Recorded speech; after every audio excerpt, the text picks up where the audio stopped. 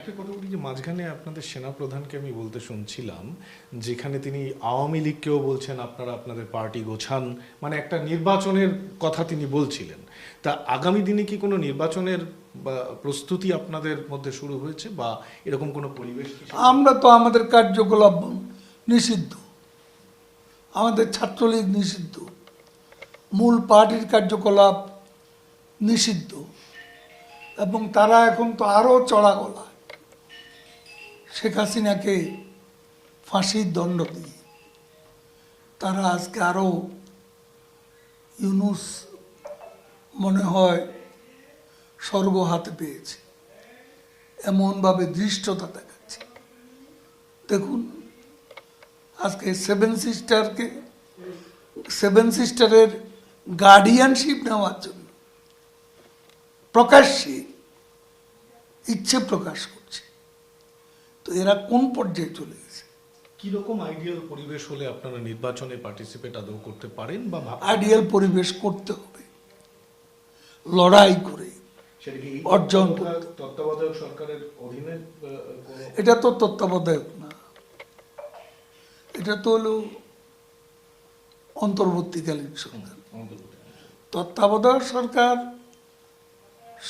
যদি পুরনো যে তত্ত্বাবধায়ক সরকার ছিল সেটার ভিত্তিতে যদি তত্ত্বাবধায়ক সরকার হয়, আমাদের নেত্রী নিজেই বলেছেন যে একটা নিরপেক্ষ তত্ত্বাবধায়ক সরকারের অধীনে, যেখানে ইউনুস মাইনাস, যদি ইলেকশন হয় আমরা সেই ইলেকশনে যোগ দেওয়ার ব্যাপারে আমাদের ভাবনা চিন্তা আছে। খুব ভালো লাগলো, অনেকক্ষণ কথা বললাম। আমি একদম শেষে এসে একটা কথা বলবো, এটাই আমার শেষ প্রশ্ন। দেখুন, একদিন জাতির আত্মনিয়ন্ত্রণের অধিকারের এই গুরুত্বপূর্ণ প্রশ্নে আন্দোলন শুরু হয়েছিল। এই অবিভক্ত বাংলা ভেঙে পাকিস্তান, এবং তারপর ভাষার মর্যাদা, ভাষার লড়াইকে কেন্দ্র করে মুক্তিযুদ্ধ এবং বাংলাদেশ। একটা কথা হচ্ছে, যেটা দেখা যাচ্ছে যে গণতন্ত্র কি যথেষ্ট বিকশিত হলো?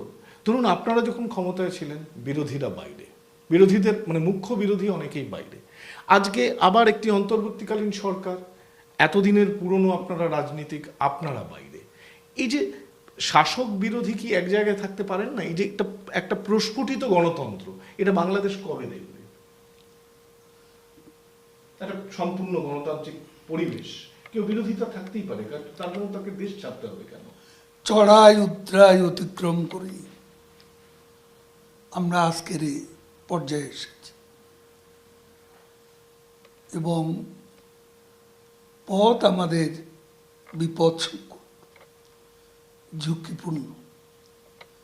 কিন্তু এই ঝুঁকি, এই অন্ধকার, এই সংকট মোকাবিলা করার মতো আমাদের আপোষহীন একজন নেত্রী আছেন।